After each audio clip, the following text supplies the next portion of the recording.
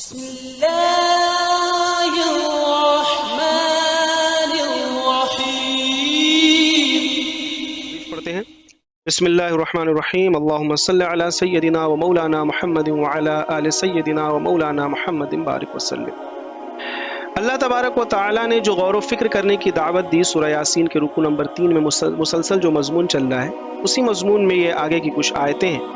اللہ تبارک و تعالیٰ نے کیا کہا؟ سبحان الذی، پاک ہے وہ ذات، پاک ہے وہ ذات، خلق الازواج، جس نے بنائے جوڑے، کلہا، ہر ایک چیز کا جوڑا، مما تنبت الارض، جو کچھ زمین سے اگ رہا ہے اس کا بھی جوڑا بنایا گیا، ومن انفسہم، اور خود ان لوگوں میں سے، یعنی کہ مراد انسان ہے، انسانوں میں سے بھی اللہ نے سب کا جوڑا بنایا، ومما لا يعلمون، اور ان چیزوں کو بھی اللہ نے جوڑے کی شکل میں، جفت کی شکل میں بنایا جن کا علم انسان کو نہیں ہے۔ پھر اللہ نے یہاں پر دعوت دی انسان کو کہ اللہ تبارک و تعالیٰ کو پہچانو بھائی، کہ جو پاک ہے، اور وہ پاک ذات کیسی ہے؟ وہ ایسی نہیں ہے کہ وہ زبردستی کوئی دعوت دے رہی ہے، زبردستی اپنے آپ کو منوا رہی ہے، بلکہ وہ ہے اس قابل۔ کیوں؟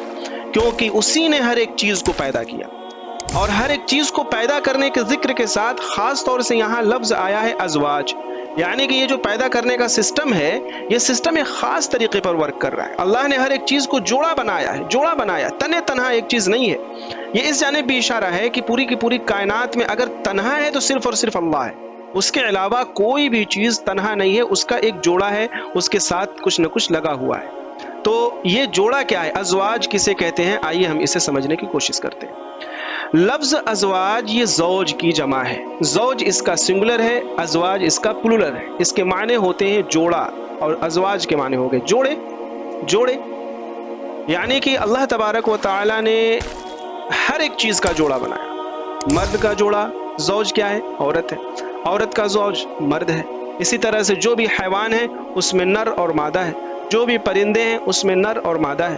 تو یہ جو سسٹم اللہ نے بنایا ہے، جاندار کے اندر اللہ تبارک و تعالی نے جو یہ سسٹم بنایا ہے نر اور مادے کا، تو اس کو کہا زوج، ازواج، ازواج۔ اچھا، یہاں پر رک کر کے تھوڑا سا ہم اور اس کو تھوڑا وضاحت کے ساتھ سمجھنے کی کوشش کرتے ہیں۔ اللہ نے کہا اللہ نے ہر ایک چیز کے زوج کے تعلق سے، جوڑے کے تعلق سے کہا۔ تو آج کل جس دور میں ہم جی رہے ہیں، اور جو سائنس جو ترقی کر رہا ہے، اور بہت کچھ سائنس نے دریافت کیا ہے، ڈسکور کیا ہے، کھوجا ہے، اس تحقیق کے مطابق جتنے بھی پھل ہیں، مما تنبت الارض، جو زمین سے اگتے ہیں ان کی طرف اشارہ ہے، یعنی جتنے بھی پھل دینے والے درخت ہیں یا جتنے بھی پھول والے درخت ہیں، ان میں سارے کے سارے کیا ہوتے ہیں؟ نر اور مادہ ہوتے ہیں، نر اور مادہ ہوتے ہیں۔ ایک پیڑ نر والا ہوگا، ایک پیڑ اس میں مادہ والا ہوگا۔ اب وہ اس میں خاص فرق ہوتا ہے، اس فرق کو یہاں پہ ہمیں بہت زیادہ ڈیپ میں جانے کی نہیں ضرورت ہے، لیکن اتنا مانیے کہ جدید تحقیقات بھی اس بات سے ایگری ہے کہ اللہ تبارک و تعالی نے، اب وہ اللہ تبارک و تعالی تو نہیں کہتے ہیں، لیکن ہم تو ضرور کہیں گے کہ اللہ تبارک و تعالی نے، اگر وہ اللہ تبارک و تعالی کہہ لے تو پھر لڑائی کس بات کا؟ وہ کہتے ہیں کہ یہ تو ایسے ہی ہو گیا ہے، ایکشن ہوتا ہے تو پھر ری ایکشن ہوتا ہے، بغیر کچھ کیے کچھ نہیں ہوتا ہے۔ سائنس تو یہ کہتی ہے، لیکن ہم کہتے ہیں نہیں بھائی، اللہ تبارک و تعالی قادر ہے، وہ بغیر کچھ کیے بھی بہت کچھ کر دیتا ہے۔ بہرحال، تو تمام جو پھل والے درخت ہیں اور تمام جو پھول والے درخت ہیں، ان میں بھی اللہ نے یہ سسٹم رکھا ہے، اور اسی کے ذریعے سے ان کی پیداوار بڑھتی ہے، اضافہ ہوتا ہے۔ کھجور میں تو عام ہے بالکل، ایک حدیث میں بھی ہے، اور آج بھی جائیں گے اگر آپ جہاں کھجور کی کھیتی ہوتی ہے، پپیتے کی کھیتی ہوتی ہے، تو آپ دیکھیں گے کہ اوپر اس کے تنے کو ملا دیا جاتا ہے۔ تو جب تنے کو اس طرح سے اوپر جو پتیاں ہوتی ہیں ان کو جب پاس کر کے ملاتے ہیں تو پیداوار زیادہ ہوتی۔ تو اس کی جو تحقیق ہے، جو ریسرچ، اس میں یہی ہے کہ اس میں بھی میل اور فیمیل کا کانسیپٹ ورک کرتا ہے، اللہ نے اس میں بھی اس چیز کو برتا ہے، اس نظام کو جاری کیا ہے۔ اسی طرح سے جو بھی پھل آپ کو دکھتا ہے، اس میں جو بھی پھول دکھتا ہے، اس میں یہ نر اور مادہ والا سسٹم بالکل ہے، میل اور فیمیل وہاں پر بھی موجود ہے۔ اچھا، یہ تو ایک بات ہو گئی مما تنبت الارض، جو زمین سے اگ رہا ہے اس کے تعلق سے بات بتائی جا رہی۔ اب دیکھیے دوسری چیز کیا ہے، یہاں پر حضرات مفسرین نے کیا ایک بات کہی ہے، دیکھیے کیا بات ہے۔ یہاں پہ تھوڑا اس کی اور وضاحت ہم کرتے ہیں۔ دوسری چیز کیا ہے؟ ازواج کو بمعنی انواع بھی لکھا گیا۔ انواع مطلب کیا ہوتا ہے؟ مطلب مختلف چیزیں، مختلف کائنڈس، ڈفرینٹ ڈفرینشیشن جو ہے اس کو کہتے ہیں انواع، مطلب مختلف چیزیں جو ہیں اللہ نے اس پورے کی پوری کائنات میں ایک چیز نہیں بنائی، یعنی کہ پوری کی پوری دنیا بلیک اینڈ وائٹ نہیں ہے۔ آپ جو بھی چیز دیکھیے اس کے اندر مختلف چیزیں اور مختلف اقسام پائے جاتے ہیں۔ ہاں انسان کو دیکھیے مختلف اقسام پائے جاتے ہیں، کوئی گورا ہے، کوئی کالا ہے، کوئی غصے والا ہے، کوئی اچھا ہے، کوئی نرم ہے، کوئی مضبوط ہے، کوئی کمزور ہے، کوئی لمبا ہے، کوئی ناٹا ہے۔ تو یہ پورا جو سسٹم انواع اس کو کہتے ہیں، یعنی کہ اس میں بھی اللہ تبارک و تعالیٰ نے کیا کیا ہے، دنیا کو صرف ایک طرح سے نہیں بنایا۔ اور یہ اللہ تبارک و تعالیٰ کی جو تخلیق ہے، جو اللہ تبارک و تعالیٰ کی جو یہ پورا نظام جو اللہ نے پیدا کیا، اللہ کی تخلیق کی طرف اشارہ کرتا ہے۔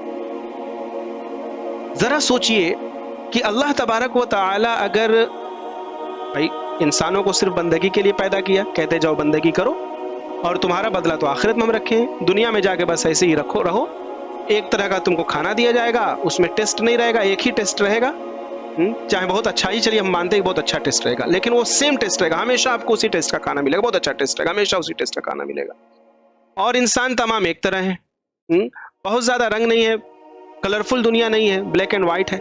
تو پھر کیا ہوتا، کتنی بھی اچھی دنیا ہوتی انسان بور ہو جاتا۔ منت سلوا کھا کھا کے قوم بنی اسرائیل، منت سلوا زبردست اللہ کی طرف سے مہمان نوازی ہوتی تھی، وہ بور ہو گئے اور کہنے لگے کہ نہیں بھائی نہیں، ہم کو تو اللہ میاں یہ ترکاری وغیرہ کھلوا دیجیے۔ منت سلوا کیا تھا، وہ جب ان کو 40 سال جب ان کے اوپر اللہ کی طرف سے پھٹکار پڑی اور ان کو ایک میدان میں ان کو بھٹکنے کے لیے چھوڑ دیا گیا، وادی تی اس کو کہتے ہیں شاید غالباً، تو وہاں پر کیا ہوا، ان کے لیے منت سلوا کا اللہ نے انتظام کر دیا تھا۔ منت سلوا کیا ہے، ایک قسم کی وہ رات میں بوندیں گرتی تھیں اوس کی، جیسے آپ دیکھتے ہیں ٹھنڈک کے موسم میں کوہرا گرتا ہے، اوس گرتا ہے، تو وہ پتوں پر بوند بوند کر کے جم جاتی، تو وہ بوند کیا ہوتی تھی، وہ پانی کی نہیں بلکہ وہ جم کر کے تھوڑی سخت ہو جاتی تھی، اس کو یہ لوگ لے لیتے تھے اور پھر اس کو پیس کر کے اس کو آٹے کی شکل میں وہ ہو جاتی تھی، اس کی روٹی بناتے تھے۔ اور ایک پرندہ آتا تھا جو بٹیر کی طرح تھا، خاص تھا، اس کو اللہ نے ان لوگ کر دیا تھا، تو وہ آتا تھا، اس کے مطلب کثرت وہاں تھی، یہ لوگ اس کو پکڑ لیتے تھے اور پھر اس کو بنا کر کے کھاتے تھے۔ زبردست مہمان نوازی، لیکن اس سے بھی وہ بور کہنے لگے کہ نہیں ہم کو ترکاری وغیرہ دلوائی۔ تو انسان کی طبیعت کیا ہے کہ اس کو تنوع چاہیے، تلون چاہیے، ہمیشہ ایک ہی چیز اگر اس کو مل جائے گی، اگر کسی انسان کو بہت اچھی کار دے دیجیے اور روزانہ اسی میں ٹہل رہا ہے، تو ایک دن، 2 دن، 4 دن، 10 دن، 15 دن، ایک مہینے، 2 مہینے بعد، 1 سال بعد ایک وقت آئے گا کہ اس کو لگے کہ نہیں مجھے پیدل بھی چلنا چاہیے یار، کار میں ٹہل کے مزہ نہیں، ہمیشہ آؤ بیٹھو یہی کار یہی سب چیزیں۔ تو اگرچہ کار اچھی نعمت ہے، بہت لوگوں کو نہیں مل رہی ہے، لیکن اس کے لیے وہ کیا ہو جائے گا، ایک طرح سے اس کو وہ ہو جائے۔ تو اللہ تبارک و تعالیٰ نے کیا کہا ہے کہ یہاں پہ جو مفسرین نے لیا ہے یہاں کا معنی کہ زوج کے معنی اللہ نے یہاں پہ مختلف قسم بنائے، اقسام بنا دی ہر ایک چیز کے۔ ایک تو یہ کہ زوجین کے معنی یہ نر اور مادہ، اور دوسرا یہ کہ ہر ایک چیز کا قسم بنا دیا، جیسے سردی کے ساتھ اللہ نے گرمی بنا دیا، خشکی کے ساتھ اللہ تبارک و تعالیٰ نے تری بنا دیا، اسی طرح سے اللہ تبارک و تعالیٰ نے رنج کے ساتھ خوشی بنا دیا ہے نا، اسی طرح سے بیماری کے ساتھ صحت بنا دی، اور اسی طرح تھوڑا اور اس کو اندر جائیے تو آپ دیکھیں گے کہ پھل ہیں، تو پھل کے اندر بھی آم ہی کو لے لیجیے، آم ہی کے اندر مختلف اللہ تبارک و تعالیٰ نے اس کے قسم بنا دیے، کوئی کہتا ہے لنگڑا آم، کوئی کہتا ہے دشہری آم، کوئی کہتا ہے بنارسی آم، شاید بنارسی کو ہی لنگڑا کہتے ہیں، وغیرہ وغیرہ۔ تو اللہ تبارک و تعالیٰ کا نظام ہے سب۔ تو اللہ مفسرین نے یہ کہا ہے کہ زوج کے معنی تو ایک تو نر اور مادہ یہ مراد ہے، اور زوج کے معنی یہاں پر مختلف قسم، اقسام مراد ہے کہ ہر ایک چیز میں اللہ نے مختلف قسم ڈال دی، ایک طرح سے اللہ نے نہیں بنایا ہے۔ تو اللہ تبارک و تعالیٰ ہی قابل ستائش ہے اور اسی کی تمام تعریفیں ہیں جس نے اس طرح کی دنیا بنائی، اور اللہ تعالیٰ اسی جانب غور کرنے کی دعوت دے رہا ہے۔ کیا کہہ رہا ہے؟ سبحان الذی خلق الازواج، پاک ہے وہ ذات جس نے پیدا کیا ہر ایک زمین سے اگنے والی چیزوں میں کیا چیز؟ جوڑے، جفت پیدا کیا، اور خود ان میں سے اور اس کے بھی جو اس کو نہیں جانتے۔ اب یہاں پر ایک چیز اور، اس آیت میں تین جو طرح کے جوڑوں کا ذکر ہوا اس کو دیکھیے۔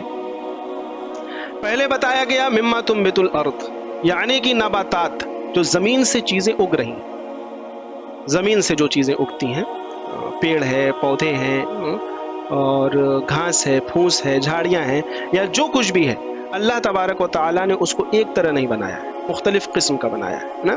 تو مما تنبت الارض، اللہ نے اس جانب اشارہ کیا۔ ومن انفسہم، اب اس میں اشارہ کیا ہو گیا؟ انسانوں کی طرف اشارہ ہو گیا۔ کہ انسان بھی کیا ہے، اس کو بھی اللہ نے جوڑے میں پیدا کیا ہے، اور انسان کی جو صفات ہیں وہ بھی جوڑے میں ہیں، وہ بھی الگ نہیں ہے. جیسے ہم لوگوں نے پڑھا، خوشی کے ساتھ غم ہے، صحت کے ساتھ بیماری وغیرہ وغیرہ اللہ تبارک و تعالیٰ کی کارکردگی ہے، اور اسی جانب وہ دعوت دے رہا ہے. سبحان الذی خلق الازواج. غور کریے بھائی، غور کریے، یوں ہی بات نہیں کہی جا رہی، غور کرنے کا مقام ہے. تو وَمِمَّا لَا يَعْلَمُونَ، آگے تیسری چیز اللہ نے فرمائی کہ ہزاروں مخلوقات جسے ہم دیکھ رہے ہیں، سمجھ رہے ہیں، اور وہ مخلوق جسے ہم نہیں دیکھ پاتے. آج بھی خود اس زمین کو، حالت یہ ہے کہ انسان زمین کے اندر گھس رہا ہے اور آسمان کا سینہ چیر کے اوپر جا رہا ہے. ابھی حال ہی میں چاند پر پہنچا تھا ہمارے ملک کا ایک سیٹلائٹ، اور اس کا نظام چاند، چندریان جو چاند پر بھی گیا، سافٹ لینڈنگ ہوئی، کافی زیادہ اس کو پبلکسٹی حاصل ہوئی. ٹھیک ہے، وہ ایک اچھی بات ہے اگر پہنچا، لیکن حقیقت یہ ہے کہ زمین کی سطح، بہت اس آسمان میں نہ جائیے، زمین کے اندر نہ جائیے، زمین کی سطح پہ ہی آج بھی بہت سے ایسے جگہیں ہیں، ایسے پلیسز ہیں جن کو ڈسکور کرنا باقی ہے، اور بہت ساری ایسی مخلوقات ہیں جن کے تعلق سے جاننا انسان کو اس دور میں باقی ہے، جب انسان کی معراج بہت اوپر پہنچ چکی. امیزون کا جنگل مشہور جنگل ہے، کتنا بڑا وہ جنگل ہے. اسی طرح سے اور بھی، وہ اس جنگل میں اتنے قسم کے کیٹ پتنگے اور جانور اور حیوانات رہتے ہیں کہ اس کے تعلق سے بھی بہت زیادہ انسان کو نہیں پتا ہے. وہ اتنا گہرا جنگل. ہاں، بہت اندر کی جانکاری اس میں اکٹھا کی بھی گئی، لیکن ایک بڑا حصہ ابھی باقی ہے جس کے تعلق سے جاننا ابھی انسان کے لیے ہے. تو اللہ نے کہا وَمِمَّا لَا يَعْلَمُونَ، ہزاروں مخلوقات شامل ہیں جس کا انکشاف ہو رہا ہے، جس کے تعلق سے پتہ چل گیا، اور بہت سارے ایسے بھی ہیں جو تم نہیں جانتے. جو تم جان رہے ہو وہ بھی جوڑے میں اللہ نے پیدا کیا ہے، جو تم نہیں جان رہے ہو وہ بھی اللہ نے جوڑے میں پیدا کیا. تو اللہ کا نظام ہے، اللہ کا نظام. اور صحیح بات تو یہ ہے کہ اگر دل میں یہ چیزیں ہوں، مطلب احساس ہو، اور ہماری آنکھوں سے ہر ایک جو ہمارے سامنے ایکٹیویٹی ہو رہی ہے، یہ دن کا آنا، رات کا جانا، یہ کھانا کھانا، ہمارا جو 24 گھنٹہ گزر رہا ہے، جو سب چیزیں ہو رہی ہیں، انسان اگر اس نظر سے دیکھے جس نظر کے تعلق سے قرآن کی یہ آیتیں اشارہ کر رہی ہیں، تو انسان بغیر کلمہ پڑھے نہیں رہ سکتا ہے. اگرچہ وہ زبردستی ہٹ دھرمی کرے، لیکن اس کے دل میں ایک بات تو ضرور آئے گی جو کہے گی کہ ہاں تم ہٹ دھرمی کر رہے، تم غلط کر رہے، ورنہ حقیقت یہ ہے کہ لا الہ الا اللہ. فوراً انسان اس کو مان لے گا. بس شرط یہ ہے کہ آدمی کے اندر وہ نظر پیدا ہو، اور قرآن کی یہ آیتیں انسان کے اندر وہ نظر پیدا کرنا چاہتی ہیں، اور اسی طرف یہ اشارہ کر رہی ہیں، اسی طرف غور و فکر کرنے کی دعوت دے رہی ہیں. خواہ آپ مسلمان ہیں یا نہیں مسلمان ہیں، مسلمانوں کو بھی غور و فکر کرنے کی ضرورت ہے تاکہ ان کا ایمان مزید مضبوط ہو. ٹھیک ہے، سمجھ میں بات آئی اتنی؟ الحمدللہ، الحمدللہ کہیے الحمدللہ. اب آئیے اس کی اگلی آیت پہ تھوڑا ہم لوگ دیکھتے ہیں، اگلی آیت میں کیا کہہ رہے ہیں. اگلی آیت میں اللہ تبارک و تعالی نے فرمایا سورہ یاسین کی وَآیَةٌ لَهُمُ اللَّيْلُ نَسْلَخُ مِنْهُ النَّهَارَ فَإِذَا هُمْ مُظْلِمُونَ. پھر ایک نشانی ہے تم لوگوں کے لیے رات، ان لوگوں کے لیے رات. صرف دن ہی نہیں نشانی ہے، رات بھی اللہ کی نشانی. اور پھر اس کے تعلق سے کیا فرمایا؟ نسلخ منہ النہار، اور اللہ تبارک و تعالی اس میں سے دن کو کھینچ لیتے ہیں. فَإِذَا هُمْ مُظْلِمُونَ، تو صرف وہ اندھیرے میں رہ جاتے ہیں، اندھیرا چھا جاتا ہے. اور اللہ تبارک و تعالی کا انکار کوئی کیسے کرے؟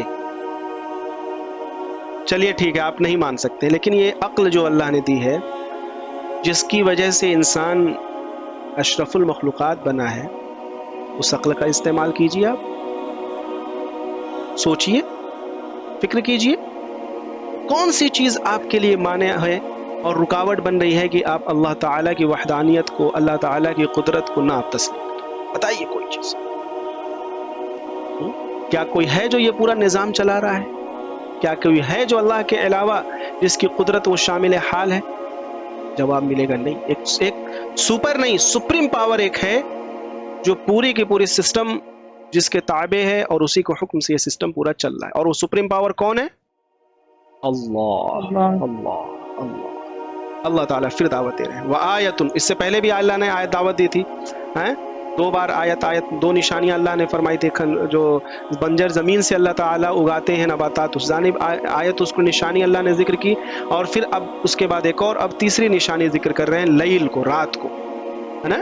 اور ہم لوگوں نے یہ بات پچھلے اس کلاس میں کور کیا تھا کہ نشانی اللہ کے صرف کعبۃ اللہ کو نہ سمجھیے، نشانی آپ صرف صفا مروہ کو نہ سمجھیے. ٹھیک ہے وہ شاعر اسلام ہے، نشانی ہے، لیکن حقیقت یہ ہے کہ انسان اگر اس نظر سے دیکھے تو اللہ کی قدرت تو اس کو ہر ایک جگہ دکھے گی، ہر ایک چیز میں اس کو اللہ کی قدرت دکھے گی. فرمایا اور ایک نشانی ہے ان کے واسطے رات، کھینچ لیتے ہیں ہم اس پر سے دن کو، پھر تب یہ رہ جاتے ہیں اندھیرے میں. سلخ، اللہ نے کیا فرمایا؟ سلخ، نسلخ نسلخ نسلخ، اس یہ لفظ کیا ہے؟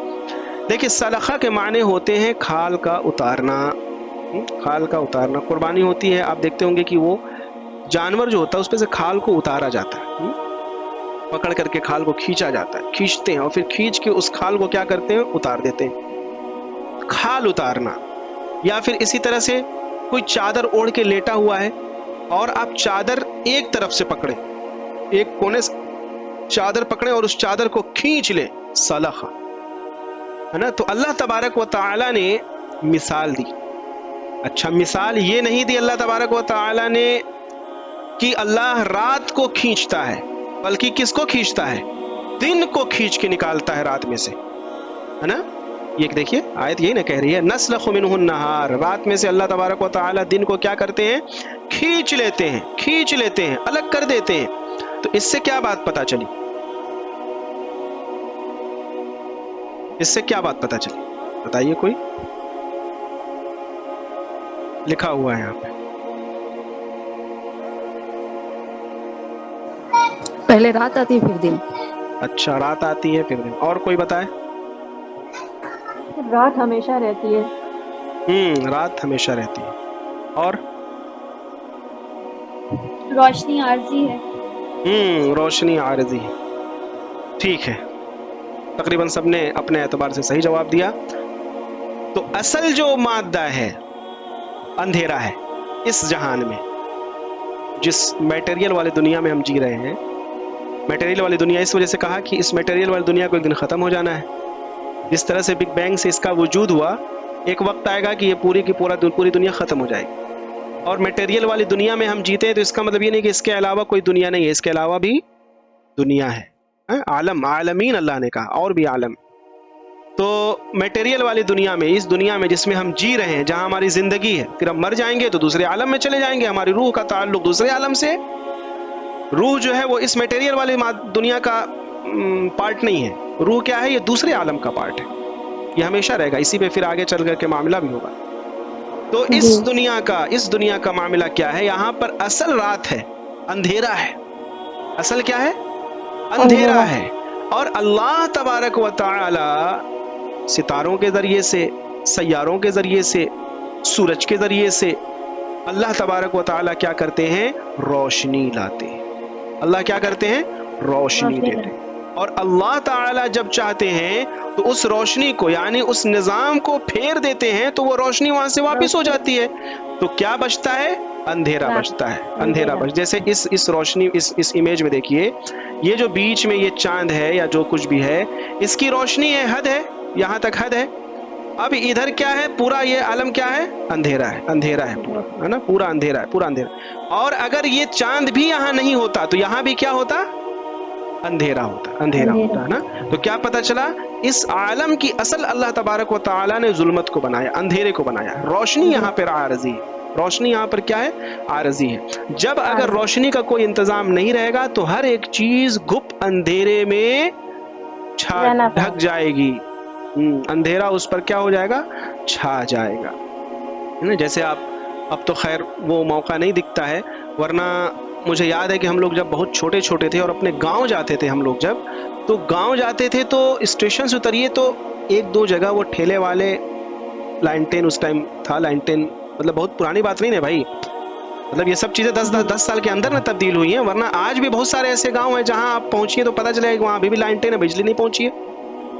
तो हम भी ऐसे ही किसी बहुत इंडिया के किसी कोने वाले गांव के थे हम, तो जब जाते थे गांव तो पता चलता था कि वहां पे लाइट नहीं है, रोशनी नहीं रहती थी, और कुछ स्टेशन से इर्द गिर्द थोड़ा बहुत जो है रोशनी रहती थी, कोई चिराग जलाता था, थोड़ी बहुत माली लाइट भी रहती थी, चार्जिंग लाइट उस टाइम आती थी चाइना वाली CFL की तरह, उसमें लाइट रहती थी। लेकिन जब उस मार्केट से आप जहां हटिए और रोड पे आइए, तो अगर आप मगरिब बाद भी वहां पर जाते थे तो आपको दिखेगा एकदम अंधेरा अंधेरा, कहीं रोशनी नहीं दिखेगी। और हाँ, जब चांदनी रात रहती थी तो ऐसा लगता था कि वो रास्ते चमक रहे हैं, वो रास्ते दिखते थे। तो अगर रोशनी नहीं रहती थी तो अंधेरा कायम रहता था, और अगर रोशनी की थोड़ी सी भी कहीं से इंतजाम होता था तो वो रोशनी दिखती थी। अल्लाह ताला ने उसी को इशारा किया, व आयतुल लहुमुल लैल, तुम्हारे लिए रात एक निशानी है। जी गौर करो, रात निशानी है, और दिन जो उसमें अल्लाह तबारक व तआला ला रहे हैं ये भी एक निशानी है। अगर अल्लाह ताला दिन और रात का ये निज़ाम नहीं बनाते, ये रात जो छाई रहती है इसके अंदर अल्लाह ताला सूरज को अपनी जगह नहीं रखते। और अगली आयत में उस जानिब इशारा भी होगा, तफसील से बात आएगी, ये जो पूरा सोलर सिस्टम है ये कैसे वर्क कर रहा है। पढ़ के आइए, मुताला करके आइए, पहले आप जो साइंस क्या कहती है, फिर इस आयत के जरिए से समझने की कोशिश कीजिए, तो फिर चीज़ें मजमून आपके दिमाग में उतरेंगे, और फिर आपके दिल में वो कैफियत पैदा होगी जो आपकी ज़बान से आएगी, और आप खुद साख्ता निकलेगा ला इलाहा इल्लल्लाह मुहम्मद रसूलुल्लाह।